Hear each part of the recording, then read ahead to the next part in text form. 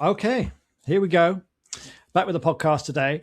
Thomas has been on before. He did a great podcast with me last year, and we went a lot into a bit into Thomas's story and also this phrase that he lives by.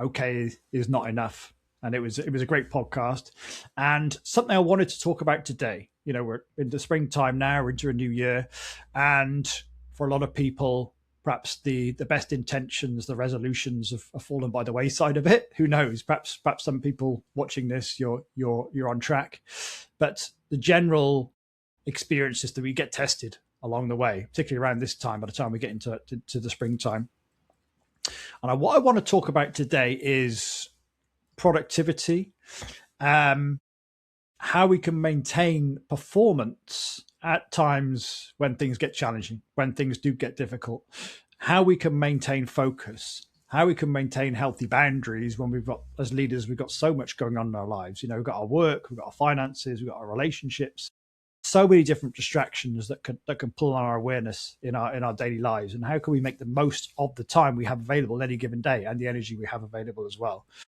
So that's what I want to go into today. And Thomas is a great person to speak to about this. He talks about this fairly regularly on LinkedIn as well. And this is obviously a subject that I'm very close to as well. And we'll approach it, as we said before we started, in different ways, I think. I would approach it more in the kind of energetics side of it, perhaps. But I know, Thomas is an expert when it comes to helping, high performers in this area as well. So let's start. Welcome, Thomas, by the way. Hey, Mark. Great to be back. Great to have you. Let's delve into this subject then. There's so much we can go into. I'm interested in, last time we talked about what brought you to this, so we won't go into that today, but a little bit about perhaps what productivity and performance, how your approach to it has changed a little bit over the years. Like, because my approach to this is changing all the time. I'm constantly trying to optimize this and work around this because, I've got so many different things that are going on in my life. But how has your approach to performance or productivity changed over the years? Is it something that you struggled with in the past and have had to refine and work on as well, as the case has been with me? That's a great question. And so I would say my journey of the opinion on it evolving on performance was probably in my early days or even early 20s. Performance, let's say the challenge was to just performing, just being productive, and was more about discipline. And then I probably got lured by the whole kind of hustle culture. Is just grind more and kind of Gary V, Alex Hormozy kind of thing approach, this kind of extreme, give it 120%. And look, it can work for some people.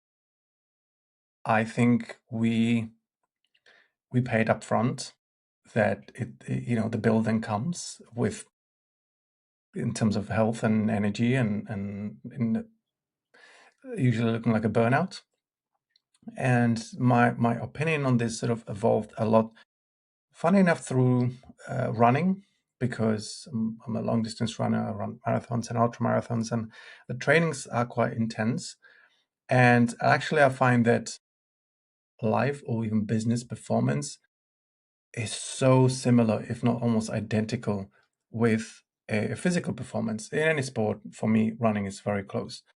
And look, if you approach, let's say, training for a marathon, if you approach a marathon training block with this hustle culture, 120%, over deliver mindset, you cooked. You will get injured because you overtrain. You're pushing your body beyond what it can sustain. And even though you're actually doing more than perhaps you should, your body is not absorbing the training because you're not resting enough. You're not giving it time to recover. You will, most of the time, you will get injured, which puts you off training for several days or several weeks. And it will end up the training block actually being suboptimal because you tried to work so hard that you ended up not training enough because of injury or something like that. Most runners will understand this. Same with in a race itself. If you just in a marathon, if you start off too fast, that's it. Then you're not going to do very well. And so when it comes to actual performance, so my opinion has changed even from aiming at this kind of perfect day, 10 out of 10. It's not sustainable. And what happens to many people, many of my clients, maybe before they came to me, or people that I can read about on LinkedIn, or people that I know, is that they have 10 out of 10 a few days, maybe a few weeks, and then they crash to kind of dragging themselves through Thursday, Friday, or through the last week of the month. And overall, just as with the marathon training, they actually the overall performance is suboptimal, and it's a miserable experience. And so I'm actually working on a new methodology where the target, like my new mantra is consistency over intensity. And so that's what I'm kind of living by, because if you maintain that level of performance that you can just hold on, which could be 7 out of 10, 8 out of 10, but you can cruise on that level for days and weeks and months because you're not burning out. Overall, your performance will be a lot more enjoyable. You will get a lot more done, and you will have life. You can come home to family for dinner. You have time for sports. You're actually being productive. You're not being burdened to other people because you have to take time off because you're completely wiped out. And so this is what my mindset sort of, I would say, matured to. I would like to say matured to, that the 10 out of 10 sounds really good, but it's not sustainable effort. Like, athletes are not at their peak fitness all the time because it's not sustainable.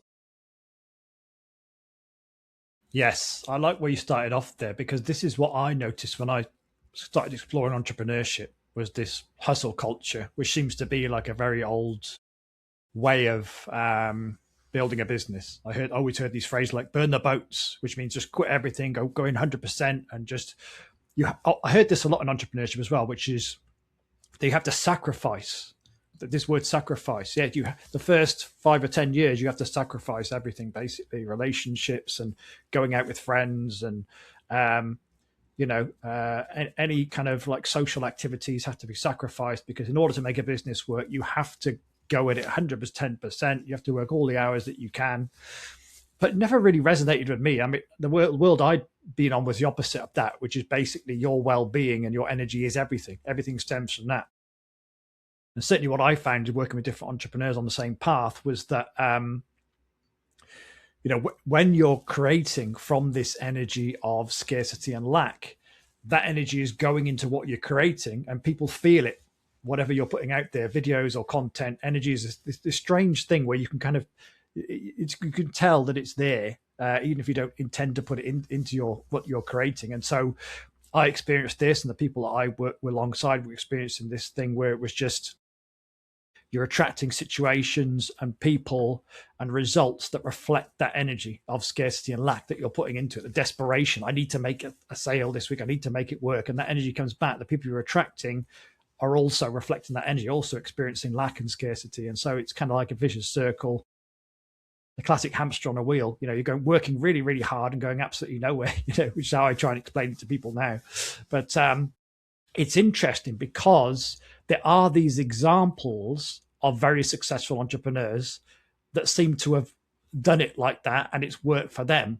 So I would say that it's not like it can't work, but there's probably that path is littered bias with people who have completely broken on the way. Yeah. Yes. Are you, of course, look, there are people who are relatively fit and they barely do any exercise.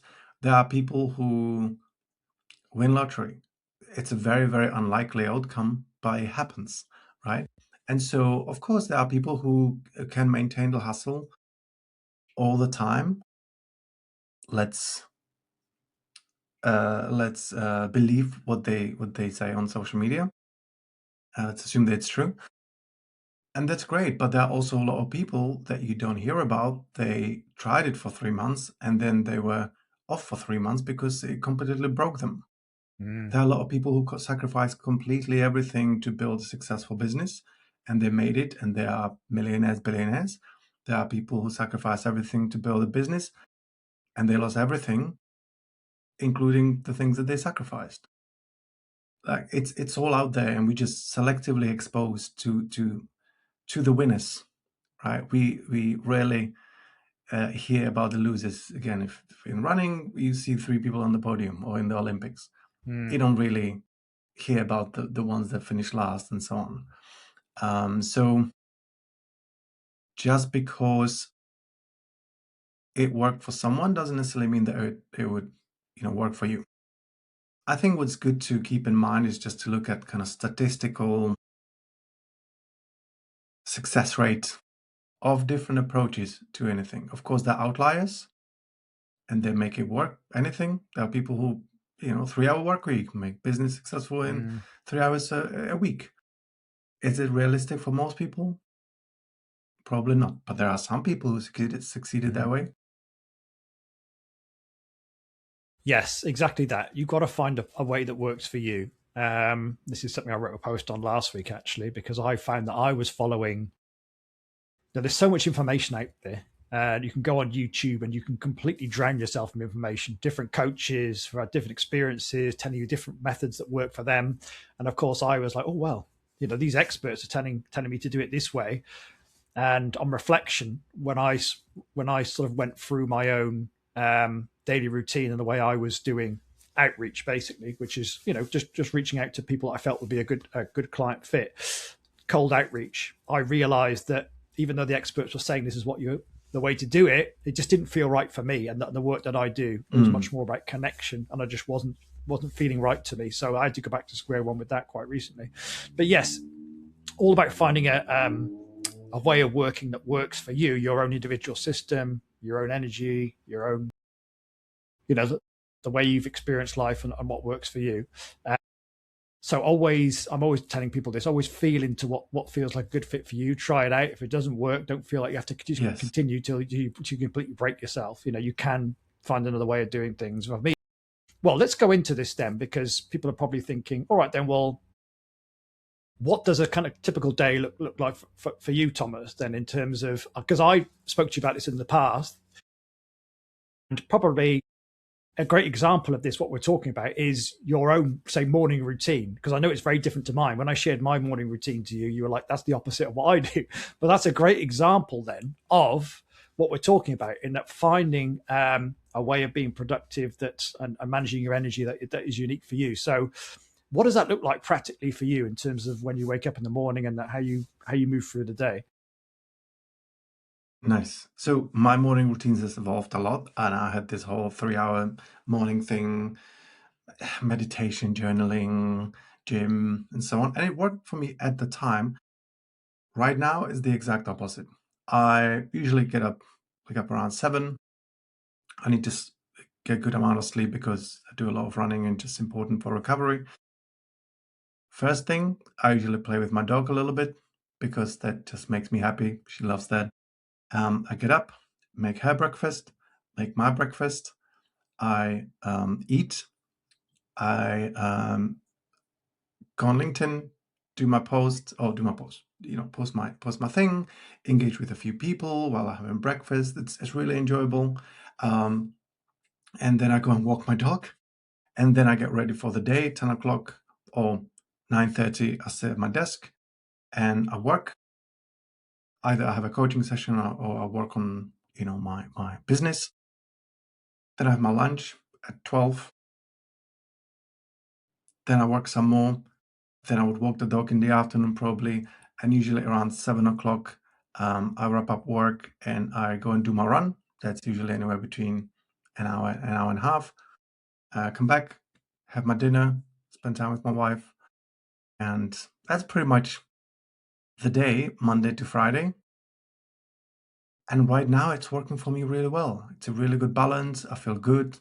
I'm happy. I'm giving time to my wife and to my dog. I needed to make sure that I said them in the right order. And Priorities. I eat well. I look after myself. I'm spending time with focused on my health. And right now, that's what's working for me. I feel like I have really good balance. I work quite a bit. I could work a lot more. I'm often tempted to, after dinner, oh, let's do a little bit of work. But the interesting thing is that for a lot of people who are very driven, if you find yourself like wanting to or needing to work more, if you hold back a little bit, trying to keep it around this kind of 8 out of 10 intensity or level, you will actually get a lot more done. Because you know what? If I get to work at 10 o'clock and I work until 1, and I would enjoy it, work with AIs and creating content and, building a new methodology. I go to sleep at 1, I wake up at 7, and I'm not rested enough, and it snowballs into the next day, and I don't feel as great. I may Yes. feel a bit grumpy.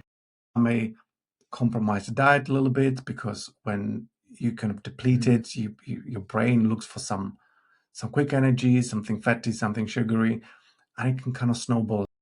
Actually, I find that one of the best hacks for performance or high performance is to hold back a little bit. I like that. I know Yeah, that that's it's a great way of putting it. counterintuitive, because then you can perform on a high level consistently, not having, do all-nighter and then be wiped out for 2 days. It's sort of a metaphor, but you get it. I like that. Aiming for 8 out of 10. Yeah. Because this is particularly the case when you're in leadership, well, in entrepreneurship, particularly if you're a solopreneur. It's a case of there's always more to do, isn't there? It's not like where you've got a job and it's like, okay, I've got this to-do list. I have to do this, and this today. The same in corporate leadership as well. There's always going to be more to do. There's always more I can do. For example, in the work I do now, I can always reach out to more podcasts. I can always, create a post for the next day. I can reaching out to more clients. There's always more to do. But like you said, it's about, for me, I've got my morning routine, which is more, you could say, traditional, which is like the cold shower, meditation, yoga, gratitude. That for me works well because I just like to come into a place of balance early on. I don't like to get on the screen too early. I don't touch the screen until about 9 a.m. I just go through this more the inner work, and that works for me. And I was sort of saying that wouldn't necessarily work for you. That works quite well for me. And I do like a kettlebell workout, and then I'm like, okay, let's create from this energy. But I'm the same in that I find I call them my golden hours. Really, is from about 9 until 3, where my energy is at its peak. I try not to eat too much either because I find that will drain the energy, and I create from this energy. And then what I do is I kind of tail off after that because I find, I'm sure I need to can relate to this, that the energy is not the same after mid-afternoon. All of a sudden, it's like I'm not feeling quite as positive or energized or enthusiastic about things.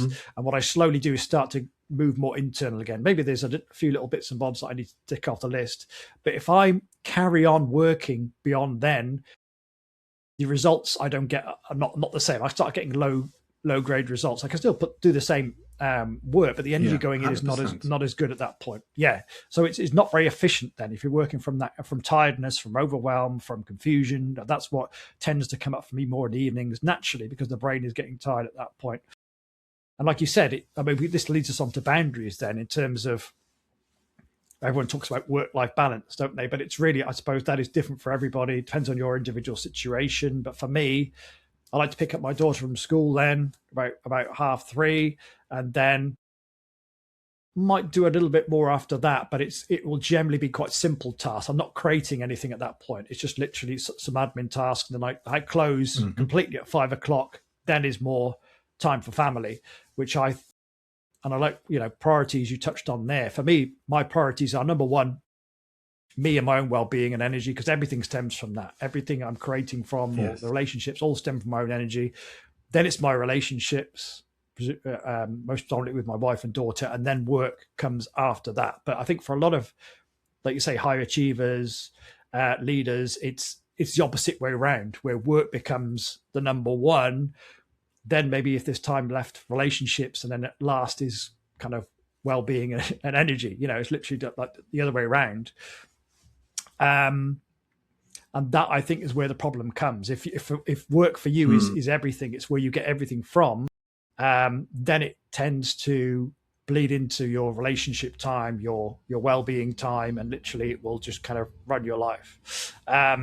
So what about this subject of healthy boundaries then, Thomas, in terms of how do we, this is something I'm always trying to refine in my own life. There are distractions that are there during the day. And also, what about the timings in terms of how long you would work and then have a stop? How do you maintain those kind of healthy boundaries during the day? Yeah, really good question. It's just so important. I know that people talk about boundaries, and people will probably understand what boundaries are, but in my experience, people don't enforce and clarify their boundaries well enough. So I like to think of boundaries as a cube. So you got left and right, top and bottom. So left for me would be technology. Boundaries with, and this is different for everybody, right? So the technology that is sort of intruding our life, it's all these social media feeds and news and all that is, look, billions of pounds and dollars are going into designing those feeds to take and hold our attention, right? So I think having boundaries around usage of technology, there are different apps, app blockers and things like that, where we, are we on the phone all the time? Or we not? We can leave it in different rooms. People have heard all those tips. I don't think I can share anything new here, but it's more about just recognizing, oh shit, I should be working on my phone. And we often catch ourselves when you're 10 minutes in, it's just, oh shit, there's some stupid post that makes you kind of reflect, oh my God, okay, I have to put it away. So if something like this happens, if your focus being intruded or redirected by some technology, okay, repeatedly recognize it, and just simple question, okay, shit, what can I do with this? Like, okay, how do I put this away? And try things. And again, like, information these days is not that valuable as it used to be, because we can Google everything. Go to ChatGPT, give me 10 tips how I can create boundaries with my phone, and it will tell you everything you need to know. But then respecting the boundary. We want other people to respect our boundary, but we often don't respect our own boundaries from the inside. So learning about how to respect the boundary, and it's a learning process, because we literally have a sort of these knee-jerk habits of, reaching for the phone is just subconsciously, just like all of a sudden it's in your hand. So to the left, technology. To the right, people. So is it people in our home? Is it people at work? Is it clients? With people, we often need to usually explicitly kind of clarify the boundaries through a conversation. I always tell people, over communicate, right? And sometimes you have to be more direct than other times, but even at home. Hey, honey, I need to work on something for the next 3 hours. I'll close the door. I'm not upset or anything, but I just really need, you and the dog, leave me alone. And you get 3 hours without interruptions of people. At work, sometimes people, they have open door policy. Well, then don't be surprised at people walking in and chit-chatting about nonsense. And have you seen this with the oil and Iran and whatnot? Close the door. Talk to your team. Hey guys, if my door is closed, take a note. Hold on until I open the door. I'm working on something important. Communication, super important. It's not complicated, but it's usually uncomfortable. That's why we don't do it. We're worried that people would think something negative about us, but this is up to us to just communicate, explain, hey, it's not about you, it's about me. I need privacy or quiet time because I'm working on something, for example. Now, these are two quite obvious boundaries. Now, there are two other boundaries, top and bottom, that most people don't think about. The upper boundary is something that we touched on. It's a boundary of our performance. Learning to hold back, to not push it to 10 out of 10, 11 out of 10, 12 out of 10. Holding back, boundary on your kind of upper limit of your performance, because it can be so tempting. Hey, how often I catch myself finding some Claude, this new update. Oh my God, co-work. I would easily be up until 2 o'clock in the morning playing with Claude. Is it really adding value to my business? Do I need to do this? No, it's just fun. Well, I get sucked into it, but I need to have that respect for my own boundary. Hey, 11:30, I'm in bed. And it's hard. Hey, more people have struggled with going to bed on time than waking up on time. The reason why people struggle with waking up is because they don't go to bed on time. I think there is a whole business around helping people get to bed on time. So that's the upper boundary. The lower boundary as well, when it comes to our performance, is to not let ourselves slide into 3 out of 10, 5 out of 10. So for me, and I believe for most people, really the sweet spot is 8 out of 10. I know that it sounds arbitrary, but everybody knows roughly what it is. It's just you're doing well, but you're not burning candle on both ends. And so I call it a mass limit or minimum acceptable standard. No, let's say in terms of the work, I'll say outputs. I don't like the word, sounds like AI, but like how much work you do, or the what you create on the day, or let's say how much work you do, is that there is like a minimum acceptable limit that you let yourself do. Meaning you don't just go, hey, it's 3 o'clock, I don't really feel like doing anything, even though there's quite a few things I should be doing still. Screw it, I'll take a day off. Right? If you're not feeling well, it's a different story, but assuming that everything else is fine. So again, respecting this minimum acceptable standard of your performance. So I like to think of boundaries as this cube. And when people learn how to respect it, life gets so much easier. Yes. I love that. I never thought of it like that. I never had it explained to me like that before. That's really interesting. The minimum acceptable boundary as well. For me, I'd probably like you, Thomas. I never have to think about that because it's more the upper boundary that I have to kind of be wary of, because I just love the work. Now that would have been different perhaps in my advertising days where I wasn't so passionate about it. But now, getting up, writing a post, having a call with a client, doing this podcast, it's something I love doing. So it's literally something I could easily spend all day and all night doing. But like you say, you're not going to last long doing it that way. It's interesting, a post I read by somebody who worked in Wall Street yesterday, and she's now a meditation teacher, said that she burnt out 5 times in that environment, which is really interesting because when I often speak to people, they've had a burnout of some kind, and there's different kinds of burnout. So I talk about this stuff a lot. Sometimes there is the burnout of doing too much, but there's also a burnout that I speak to people, and it's being like a relationship at work, like a manager who's made their life a misery, and that's led to a period off work. There's a burnout that I experienced, which is more what I call a purpose burnout, which is just lack of meaning in work and just generally it draining energy over time and just feeling like there's no impetus behind what you're doing. I think that there's a few different types of burnout. What I usually, when I speak to people, it's like they've had that period of burnout and then that's pushed them to make a change. Because often burnout can be a great thing to happen to you. Like you wouldn't wish it on anybody, but actually that's the thing that actually gets people to take a different path, to actually prioritize themselves because they've experienced that burnout.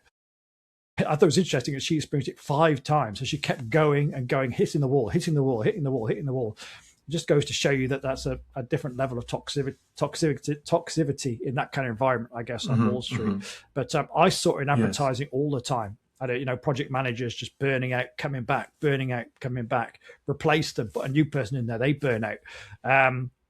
I think it was just generally the energy in corporate at that time. There wasn't much thought about people's well-being. It was literally just you're a bum on a seat and get the job done, get the work done, or we'll replace you. What I'm thinking now about is, okay, somebody who's watching this, we're in a slightly different position now because we have created a degree of freedom in the way we can kind of design our working day. No, not to say that we don't experience pressure. I mean, you wrote a post on this today, didn't you, about the kind of pressure is unavoidable. It's actually quite a good. It's actually a good thing because it's that means that you are pushing yourself and you are growing. It's just when it could go to a kind of toxic level. But what about somebody? I want to be aware of people who are in that kind of corporate environment because this is the people I speak to a lot during the day, who don't have that ability to perhaps design the day in the way that they would like. And there are these pressures. There are people that are coming out via email and saying, because this is what my life used to be like. Okay, I've got my list for the day, and then someone would come in like, "Oh, this is super urgent. Put it to the top of your list," and then by the end of the day, you haven't got through anything on your list. I just wonder if there's anything that we can add if you're in that environment where your day isn't quite as you haven't got quite as much freedom to design your day, and it literally is a case of, well, that's all right for you, but my day is very different. I've got family, people that are pushing me every day to get work done, and it's a different scenario. So, how would you? Is there a different way that you would approach or speak to someone in that kind of position? I know you touched on it a little bit when it comes to boundaries, but Yeah. So you mean in terms of performance or boundaries? yeah, boundaries in particular, because I know it's so common in corporate environments. I In see. I see. I see. entrepreneurship, you've got a little bit more freedom to decide or plan your day out yourself. But if you haven't got that, then how can you start to design your day, if you like, if you've got so many different priorities, you've got meetings in that you can't get out of, if you've got certain tasks that have to be done. Is there a way that you can start perhaps designing your day that is more suitable to your own energy levels? How do you enforce those boundaries when you haven't got Nice. complete control over your day? Get it. Yeah. Great question. So, look, I understand that people going to the office, or perhaps working from home as well, but specifically going to the office, and there's a lot of kind of structure and rules and imposed on them. There is you know there's a degree of where their calendar is just being dictated for them, Exactly. and so there is an element of, okay, this is what it is. There's not really much we can do about it, although there's always something to do. So that's something we can do, but there are surely things that they can start tweaking. Now, the first thing with this, with boundaries specifically, if a listener, if they heard your question to me and they kind of perked up and they thought, okay, maybe this is something for me. Okay, maybe it's an indicator that some of your boundaries are being overstepped. Again, is it technology? So are you being distracted by things? Is it people? Is it colleagues? That could be a little bit, over the top or not necessarily fine-tuned to sense your boundaries. If you feel, and this is why it starts, just have a little think or reflection, or just pay attention throughout your day where you feel, oh, I don't like when this is happening to me. Like someone or something is intruding my space, right? So that's an indicator that your boundary is being overstepped. Now, is it clear, I guess, to the people where your boundaries are? Have you communicated it clearly? And at workplace, I understand that can be a little bit tricky, but we don't have to build a wall in front of people's face. It could be a bit of a project over the next few weeks, little by little, to kind of nudge it, um, and letting people know that maybe you're not as available, or maybe you don't really want to be involved in this, or maybe you don't like to be chatting about politics, right? But people get often sucked into those things and they kind of go along with it because at first they can take it, it doesn't feel like a problem. But when it becomes regular, and it usually kind of expands, right? And it becomes too much, becomes too intrusive. So the awareness is the first thing. If you feel like you being, your space is being intruded. Second thing, I would just ask yourself, have I been clear or have I been proactive about clarifying the boundaries? If it's technology, it's pretty simple. Can you shut Slack down for the next 2 hours when you're working on something. For most people, they don't have to be available all the time, right? Like if you in a meeting for 2 hours and you can't attend to Slack, that's fine. So why, if you're working on something for 2 hours and you're not available on Slack, why wouldn't that be fine, right? And again, do you need to communicate with someone so that they don't think you checked out? You're playing some game. Maybe you need to talk to your boss. Hey, I really need this time. And I work with so many clients where they, especially business owners, where they dedicated, let's say, 2 hours a day to this deep work block, and they communicate to their team, hey, the door is closed. I'm not on the phone. I'm not on Slack. I'm not available. Guys, don't interrupt me. I'm working on this. They blocked out this in their calendar so no one can book meetings. And it can be incredibly productive. Imagine it's like 10 hours a week of highly productive time. And so, yeah, awareness, then ask yourself if you're being proactive about it, and then take some actions. If it's scary or if it feels uncomfortable, start small and build from there. You don't have to do some kind of radical transformation in your workspace. Yeah, love that. I literally had to delete a lot of the social accounts that I had because, particularly Twitter, I'd find myself unconsciously just gravitating towards it. I'd be checking the kind of sports news or during the transfer window, and I'd be like, "This. If I added this up, I reckon it's taking an hour easily off my day. This constant going back and forth." And what I realized was after about 90 minutes of work, I'd find myself slipping into this pattern of being distracted by checking another website, YouTube, whatever it is. And so this is why I found a way that works for me, which is I work in these kind of 90-minute blocks, because otherwise I find that I start getting a little bit looking for distraction, which basically means I'm losing my intensity. So I will, after 90 minutes, if I catch myself going to a website that isn't relevant, right, I get up, just do something. I might go for a walk around the block. I might make myself a drink. It might be time to get my daughter from school. And so that's the way I kind of do it now, is 90 minutes and then take a break. And then if I come back, I can generally do 90 minutes without doing this kind of slipping off into a distraction, because it's always going to be there, and that avoids me wasting time in the day. Because then when you stepped away, especially if you've gone outside, you come back and you're in such a different headspace. It's like your energy is completely different. You might have cleared out some confusion or stuckness, and you come back. Sometimes some thoughts, sometimes some insight drops in, doesn't it? When you do a walk, or like you said, you do a run or whatever it might be. So that's something that's helped me a lot. I guess you would say the same, Thomas. You break it up every hour, you said, I think. 100%. Kind of a rough rule of thumb would be, I would say, 5 minutes break per every 30 minutes of focus. So 90 minutes, I think you already can pushing it to the limit of what the mind can do in one go. And that's really good if you can stay focused for 90 minutes. I think you're squeezing out of your brain what it can do. I would recommend to most people maybe just like 50 minutes and taking 10 minutes break, or 60 minutes and 10 minutes break, and doing these quick refreshes, because you don't need, the more frequently you take the break, the less break time you need. And it just, look, it's so obvious. I don't know why we're treating the mind differently than from the rest of the body. So the brain is not a muscle, but kind of energy-wise, so energy consumption, getting tiredness, it works in a very similar way as muscles. If you go to the gym, why do you have 4 sets of 10 reps rather than 40 reps in one go? Because you can't do 40 reps in one go. Let's say on bench press or whatever exercise you're doing. You do 10, take a break. Why? Because during the break, your muscle kind of recovers, and the glycogen stores and the lactic acid washes out and so on.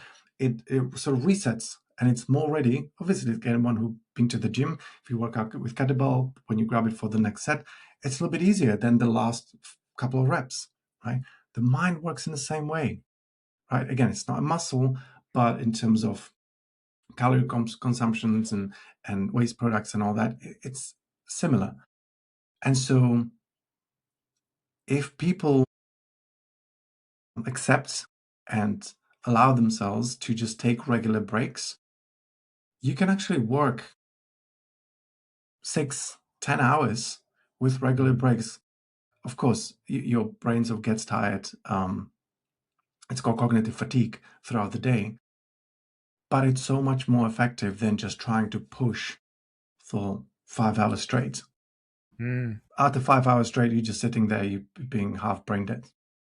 I know it's just such a low grade energy you're creating from, and I do see this a lot on LinkedIn, which I agree with as well. This idea of purpose being a kind of antidote to burnout.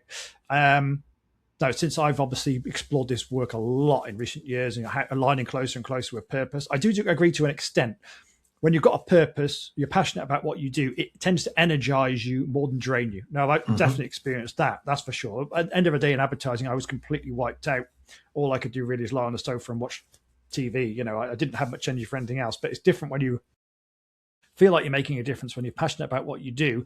But still, I still see this kind of narrative on social media a lot where it's like purpose is the kind of antidote to burnout. But I know lots of people who've loved their work who've still burnt out. So just beware of that one. I always have to kind of like go on and just It's mention like that caffeine. in the comments. Yes. It's like purpose is great. It energizes you, but it doesn't give you energy. Like that's great.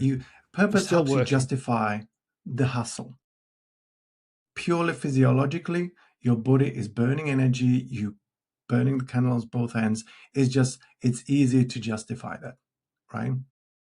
And one thing I was going to say is, look, burnout is a mental and physiological injury. It's like when an athlete gets injured and then they can't use the muscle or leg or arm or something, and they have to like let it recover and heal and not engage it. That's what burnout is. It's the same thing, right? Apart from it's like a mental, psychological as well as physiological. And have you heard of CNSD? No. CNSD stands for Central Nervous System Depression. So essentially what it is it's sort of a burnout, but it doesn't have to be burnout in the sense that, after 6 months of 3 years of hustle, you off work for 6 months. If you've ever had like you pushed 3 days on 12 out of 10, and then you were kind of wrecked for the next 2 days, your brain, it happened to me a couple of months ago. I was just working through the weekend because I had a new idea and I was just putting crazy amount of hours and I was training for the marathons, so running 20, 30K a day. And then one Monday I woke up and I was just so wiped out. I couldn't concentrate, I couldn't focus, I had no drive to do anything, no enthusiasm, was felt emotionally very flat, irritable. And I'm thinking, what the heck is going on with me? And I started looking into this and I found out that it has a name. It's called central nervous system depression. So if you simply overdo it, mentally or physically, if you strain your brain to the point that it's just so exhausted, it has sort of a self-protection shutdown mechanism. Like your laptop, if it's also overheating, it shuts down. Otherwise, it burns, right? So it shuts down all the processes until it cools down, then you can restart it. Your body and your brain has the same sort of mechanism, in itself. And it's actually artificial suppression of your drive so that you don't feel like doing anything, so that your body can recover. And it's really important to respect this. It took me 2 days to kind of bounce back after 2 days of hard work. So you know what? Overall, I had 4 days of okay performance. Just because I let myself kind of get carried away with it and push too hard, and then I had to recover. And funny enough, I share this concept with a lot of people that I work with or people that I speak with. And I think every single one of them goes, that's what That's what happens to me. I spoke, who was it recently? This person has a, what was it? They were running, was it podcast? Who did I speak with? Doesn't matter. And they were, oh my God, I keep going through the cycle, but I never thought it was a burnout because it's just like a 2 days thing that I just can't do anything. And then I bounce back. I just thought I'm just tired. Well, you are, but there is so much more that's happening in your body, and understanding what's happening actually helps you understand it and respect it. Yeah. Yeah. So true. It's coach used to say to me in the past, if you get knocked down, don't immediately get back up again. Like stay down for a bit. But that's the kind of, again, that's that hustle mentality, which is if you get knocked down, get back up and start fighting again. Just kind of, get knocked down 9 times, get up 10 times. But yes, but if you get knocked down, stay down for a bit. Like you've got to process everything that's happened. As you rightly said, experience burnout, that is not some small thing that you can get over in a weekend. You've got to really take your time. Your body and your mind have got to completely recover. Yes. Otherwise, you're just going to, short fuse again. Yes. I find it also. Yeah, go on. So can I just add something? He's so right. If people have been burning the candle on both ends, I like to think of it as, pushing hard, and they feel like, oh, I'm working 120% of what I could do. I'm kind of getting away with it. I'm so productive. You're paying with the energy credit card. You're paying it up front, usually, forced with caffeine and maybe, enthusiasm and purpose or other substances. But the bill comes and it's accumulating and the interest is high. And sometimes people think, I have a client who's been pushing his business for months and months and months. And he's like, and I've been telling him, but no, I'm fine. And now he's reaching sort of a burnout stage where he was saying, oh, I'll probably book a spa for the weekend. I said, listen, this is probably years of accumulated fatigue. You don't just like go and get a massage and it's all fine. Right now, you just slow down, take it easy. You have a little son, spend time with him. You don't have to drop the work, but just don't work 10 hours, work 6 hours for some time or 5 hours for some time. Just the money is good. You're okay. Let your body recover, because it will physically and mentally be getting worse and worse and worse until something breaks. You can't win this. This is the thing with your body. You can't win this. You are the body. Yeah, you've got a limit. Yeah, everybody has a limit. Yeah, that's right. It just reminded me of something else there. Something I talk about quite a lot is these misconceptions around rest, what it means to rest. And we've talked about some great ways to kind of interrupt the routine, to just take a break. I call it, there's a difference between that resting and taking a break. I went to the spa quite recently and I noticed there were guys there. One guy was in the hot tub and he's scrolling his phone. And I went into the, okay, fair enough. Went to the sauna and there was a guy in there sending emails on his phone. And I just thought that was quite typical of this idea of rest. I'll go to the spa or I'll go for a walk, but you're replaying, or you might listen to a podcast or replaying what happened or think about what's going on tomorrow. Or you're lying on a sofa. Oh, this is rest. And you've got the TV on. None of those are real rest. That's kind of taking a break, which is great, stepping away from work, but this isn't rest. Rest, and I've got probably a different view on this on my particular journey in over the last 10 years. Rest for me is bringing mind and body to rest. So this is where meditation is great. You sit and you feel into what's going on in your body, so you can process emotions. You listen to the thoughts without getting pulled away by them. And eventually you get to a point where everything starts to slow down and mind and body come to rest. And then this is like recharging a battery is my experience of it. This goes to another level when you're sat in what I call presence, either one-on-one with somebody or in a community, and you're all meditating together, because your body then feels safe enough, it feels connected, and that's when it can relax and let go. And this happens quite quickly. This has been an essential part of my routine in recent years, a key part of how I help people today. But it's just to say that some people will say, well, I sleep at night, that's good enough. But in times of stress, what happens? It's sleep that often is the first thing to go. So you might struggle to get to sleep at night, or you might find yourself waking up in the middle of the night.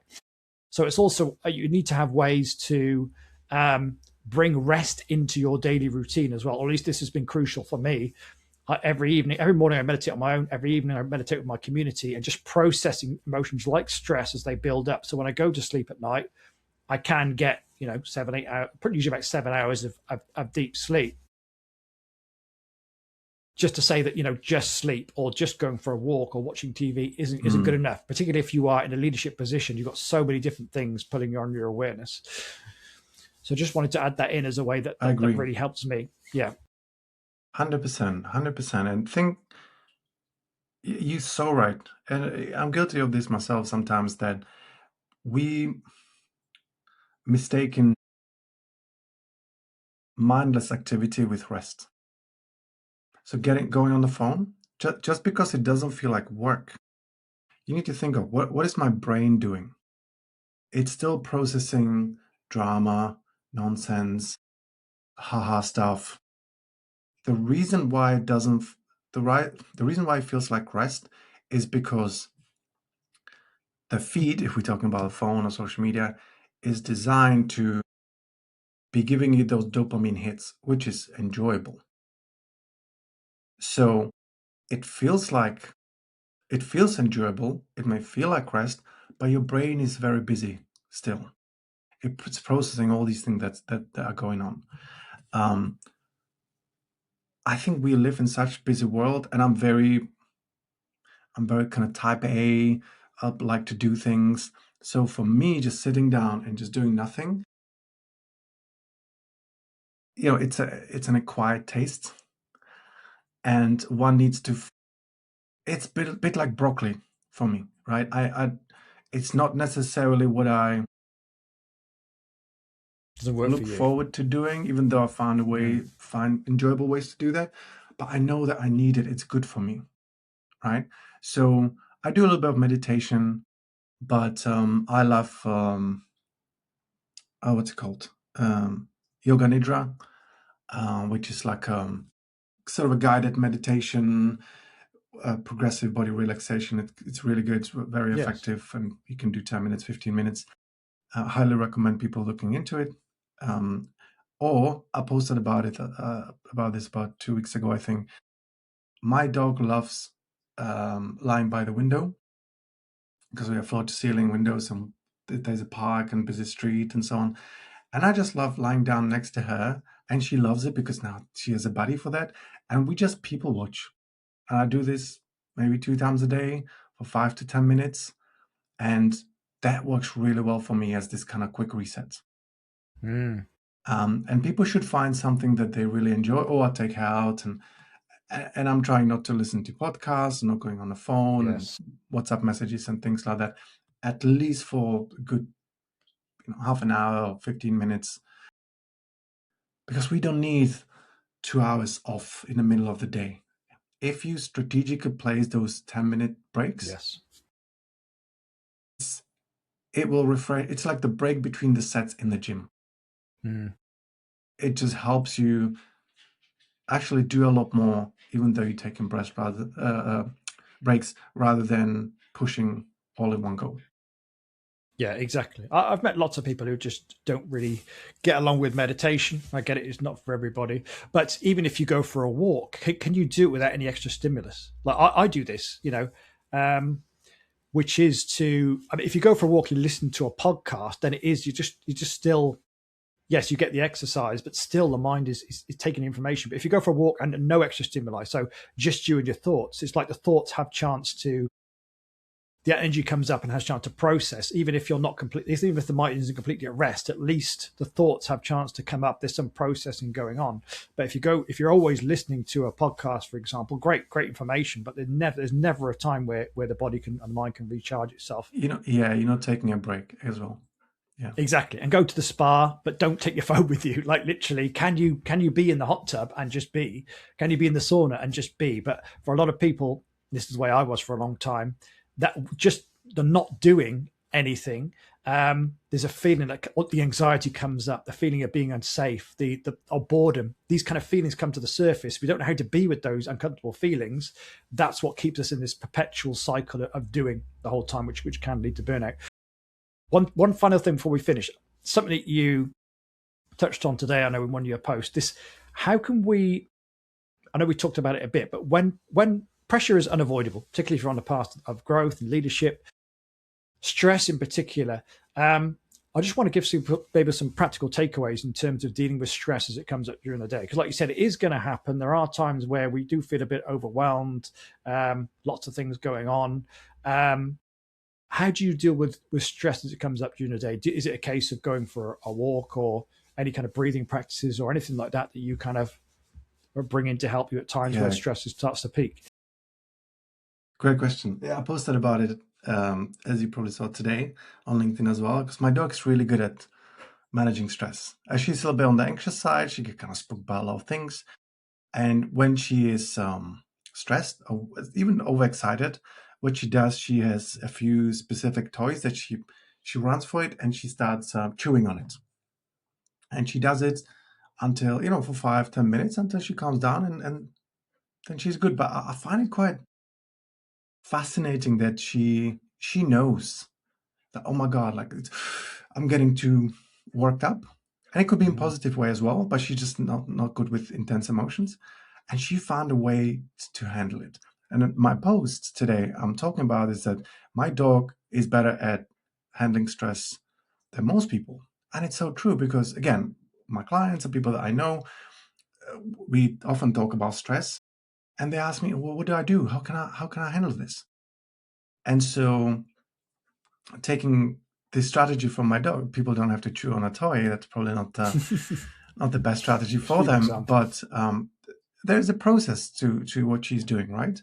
Is that first thing she learned to recognize when it's becoming too much, when the stress is reaching certain threshold, whether it's anxiety or stress or fear or something, when the emotion is rising, because when it hits the kind of critical mass, the escape velocity, that's when you have panic attack or something. It just it has a life on its own, and it's hard to handle because your brain doesn't even think the same way. It's difficult to stay rational. So the first step is for people to start recognizing the warning signs, right? You become agitated, or you struggling to focus. You obsessively think about that's something that's stressing you out. Maybe you become a little bit snappy, your jaw is clenched, or your heart is racing, or you feel tightness in your chest or your stomach. So these are the early signs. The second thing is, just as she has a toy to kind of chew on, there are lots of different ways science has identified, or different kind of holistic practices that are very effective at helping your body to calm down. You mentioned walk. It's really good. Just stepping away from the situation if you can, right? And of course, like nature is really good. If people have access to it, just stepping outside, sit on a bench in the park for a moment. Get a literal physical distance from the problem, right? That would be like the easy thing. I guess even easier thing is something called psychological sigh. What it is, it's a breathing practice where it's been, through and through verified and documented in medicine and psychology that it works. Very simply, what it is, you take a deep breath, almost as much as you can, and then one more kind of quick in breath, and then long exhale through your mouth. And you can do it just 3, 4, 5 times. But the key thing is to just really one more and exhale. And what it does, if you have like a sport watch that can measure heart rate, you can literally see how your heart rate drops down. Because what it does, it influences your sympathetic and parasympathetic nervous system sort of response, and it calms you down, right? And a lot of the things that we're stressing over is, look, there may be some serious things going on in our life, But us being stressed about it or excessively stressed, it's not really help. It's not solving it. It actually makes us less effective in solving it. Needless to say, that makes our experience of just being quite miserable. So in my post, I share quite a few other techniques as well. But people can find anything that works for them. Maybe, having a tea, just sit down and just, or journal, sometimes doing like a brain dump on a piece of paper and write it out, what's stressing you Yes, out. Actually that's getting great. it out of your head is super effective. People think, yeah, but I'll write it down, so what? Try it and you will see. It's this, because stress doesn't happen to us, we do stress. Yeah. What I mean by that is, if you follow the thought process, like what's stressing you out is you're thinking about the situation and you're Fueling the fire. catastrophizing and you go all the horror stories. Oh my God, this happened, this and that. What did they say? And you work yourself up, and then your nervous system reacts to that imaginary situation, imaginary world that you create in your head. Because we're not necessarily stressed about what's happening. It's about what will happen if this continues, or if it gets worse, and so on. Exactly. And your brain cannot tell the difference between what you imagine and what's really out there. So, which is great when I tell people, hey, you're not stressed, you doing stress, it's not happening to you, you doing that, you're responsible, which is great news, because then it means you can do something about it, right? And it's, of course, easier said than done, but just knowing that, okay, I have a degree of control over this. Yeah, maybe I do this, maybe I'm catastrophizing. Okay, let's try to pull it back a little bit. Let's try to control it. And I'm not telling people to bullshit themselves into happy thoughts and so on. There is a reality that may be stressful, but we can manage how we respond to it, as cliche as it may sound, but it is true. Yeah, I like what you said there, particularly at the end about the positive thinking thing. It's just the whole mindset world. Reframe your thoughts, think positively, be grateful. That has very limited effect because stress is in the body. You're just not in the head. They're not. It doesn't matter what you think about. Yes. If the energy is held in the body, you've got no access to it. So that's why mindset is very limited when it comes to emotional situations. And our brain is biased towards overvaluing negative information because it's a survival strategy. Like anything that that would trigger fear, anxiety, stress, like we disproportionately pay more attention to it than happy stuff. Because like there is something threatening to me. Who cares about the happy stuff? This is a threat, right? So our mind goes there by default. But it's easy to take care of the physiology, like breathing. How hard is it, right? Yeah, exactly. And doing that, because it will even help you think more clearly about the situation. And the reason I like that is because you can do that in any situation. Like you could be in a corporate office, in a presentation, anything like that. Because when I started to learn about this stuff, my mum's a counselor. She taught me a few techniques. One was tapping, where you have to tap all these places on the body. Now you're not going to do that in the middle of a meeting, surrounded by your peers. That's why I found that quite limited. I can't go for a 5-minute tapping routine. I'm going to look like I've gone crazy, basically.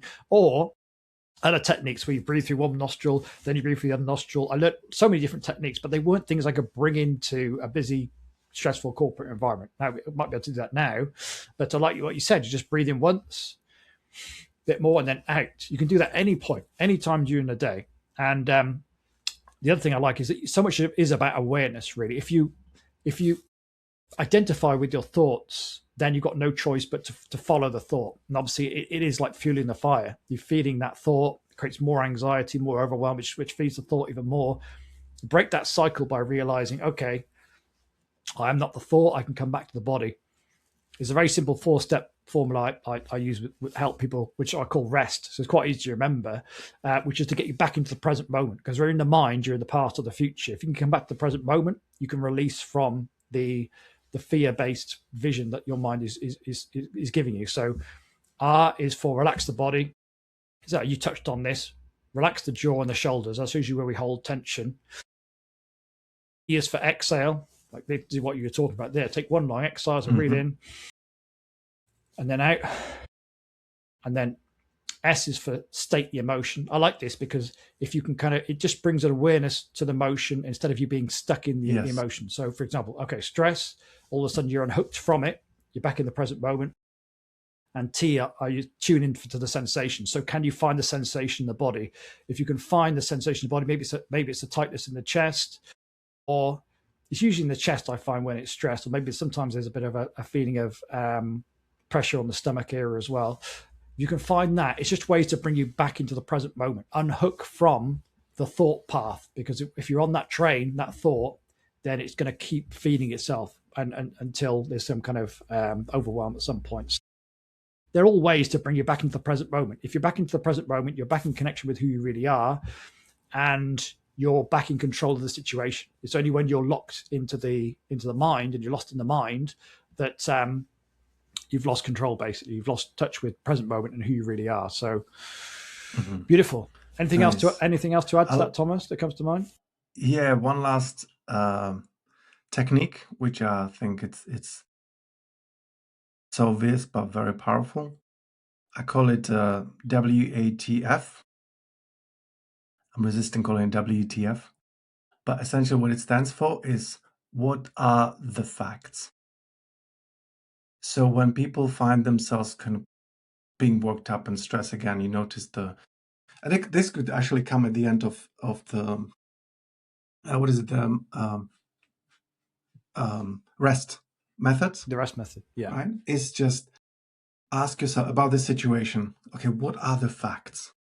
Let's say, I don't know, you have a health scare, you went for a test, you're waiting for the results, and people are freaking out because, oh my God, this and that. Okay, what are the facts?